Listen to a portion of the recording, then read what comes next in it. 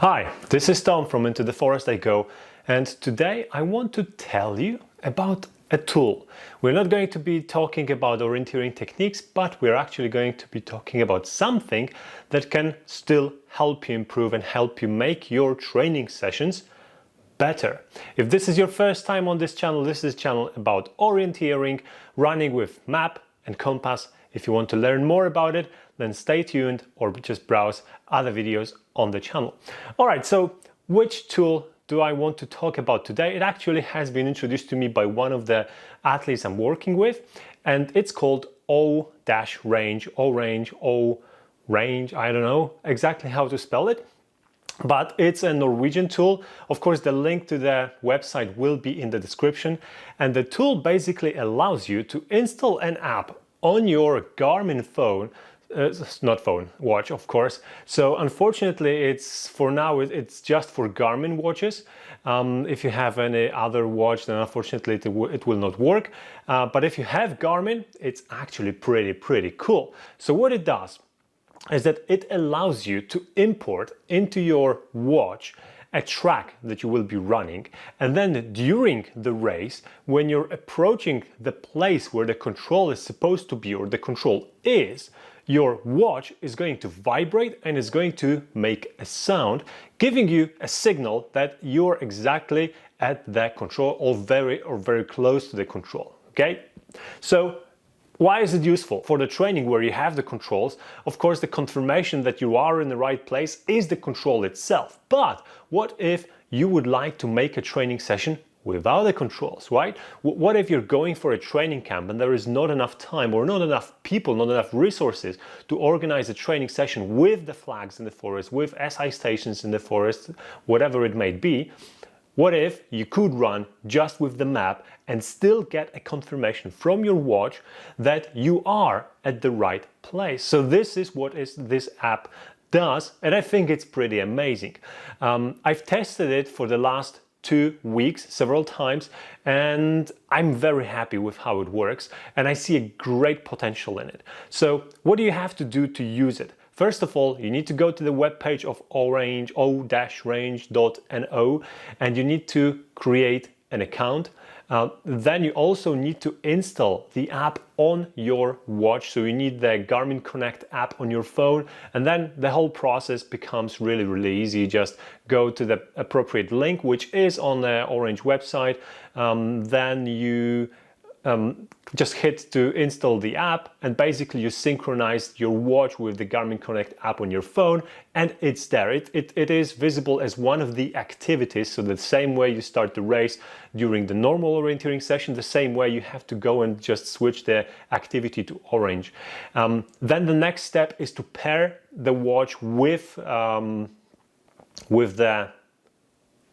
your account on Orange, I guess. I was going to say the phone, but no, it's pairing with the account. And then the next step, the final step actually, is to just load the course.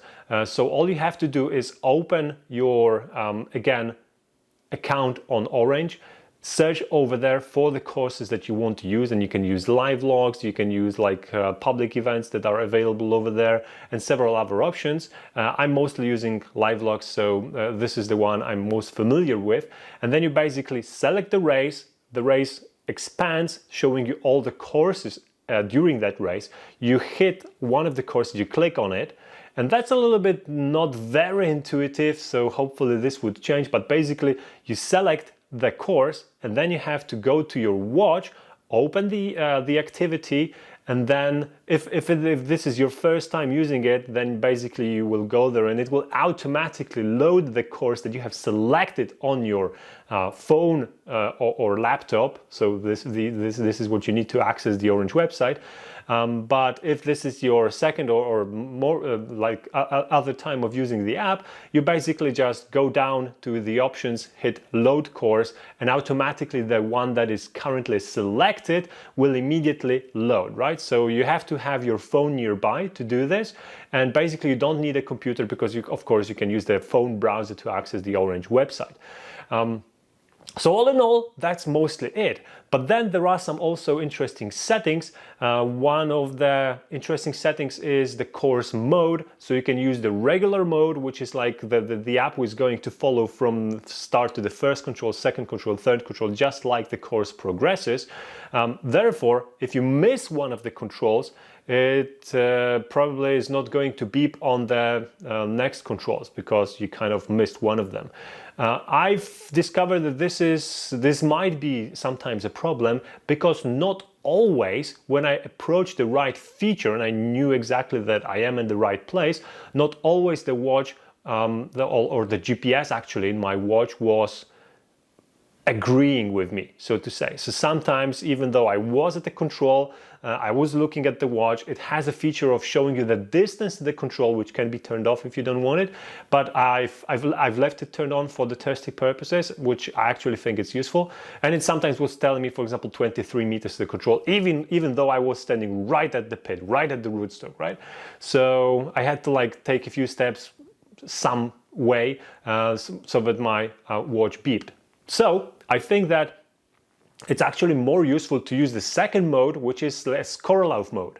And in this mode, the phone will be the watch will beep anytime you hit the control, any control, right? So even if you come back to the same control for the second time, it will beep.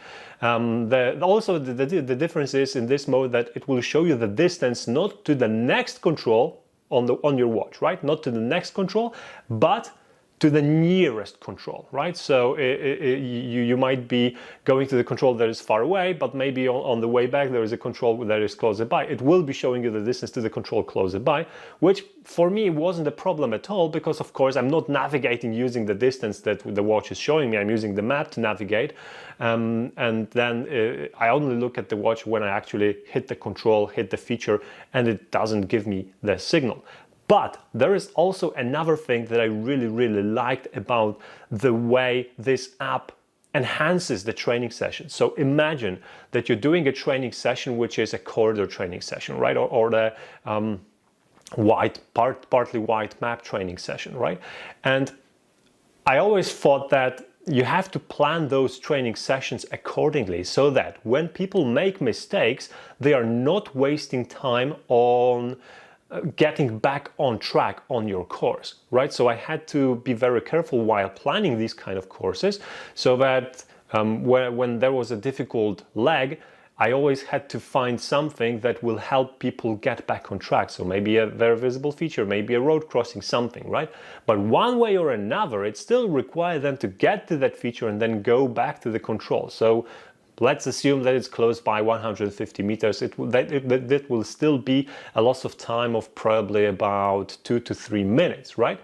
But with the app, when you miss the control and you're like, okay, I tried, I didn't do it properly. Now your options are go to the visible feature that I left uncovered on the map, go back to the previous control. These are the two options that you have, right? But the third option now is just look at the watch, see the distance. Okay, I'm 50 meters away from the control. Start walking in some direction, see if it goes lower or higher. And then basically the watch will take you to the control. So you kind of failed this leg, but you're not wasting time and you can keep going to the next leg, to the next control, and carry on with your training session. So I really like it. And these are the two main applications, I would say, of this app. So the first one is to help in some training sessions so that you don't waste time just wandering around because the map is missing some elements and it's hard to get back after the mistake. And the second one is just to save time and be able to have a pretty good quality training session even without any controls in the forest. Another cool application that I found is that when my club, for example, has a training session and some persons are missing that training sessions because they couldn't attend it for whatever reason, they can still go next day or 1 week later, 1 month later and run the same training session with quite high quality because again, of course, there are no flags in the forest, but they can have the app on a watch that will beep, so they can get a confirmation that they are at the right spot. All in all, I think that this app is definitely worth sharing. To be completely transparent, I have to tell you that Orange has paid exactly 0 for me talking about this app. And why should they? Because this app is available for free, so all of you wonderful people can just go and use it to your advantage to help you in your training sessions. So this is how the app looks like. I'm sorry about the noise in the background. We are close to the busy street. But if you turn on the app and the track is loaded and you're close to the start, it will basically tell you that you're close to the start, and it will show you how many meters are to the start. So I'm like going away from the start now. I guess I have to walk a little bit backwards, and I'm just holding the watch in my hand so that I can operate it. So now what you want to do at the start is, of course, press start. There you go. So this is what will happen, and it will also say press start to start race. So this is a little bit misleading because it looks like the duration is on, the time is ticking, but you actually need to press start again to start the race. So I'm going to do that, and then I'm going to go to the first control and show you how it looks like over there. So hard to navigate with one hand, but there you go. We press the start, and now it says that code F2 is punched, and that's because I'm in a Skorlauf mode, so it kind of found the finish. But now it says that the closest code is 52, so this is my first control, and that's exactly where we are going to go now.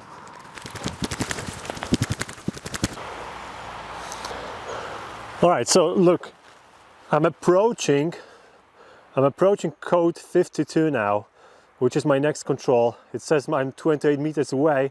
My range is set to 20 meters, so it beeps when I'm at least 20 meters away. So if I'll keep going this way, the count should go down.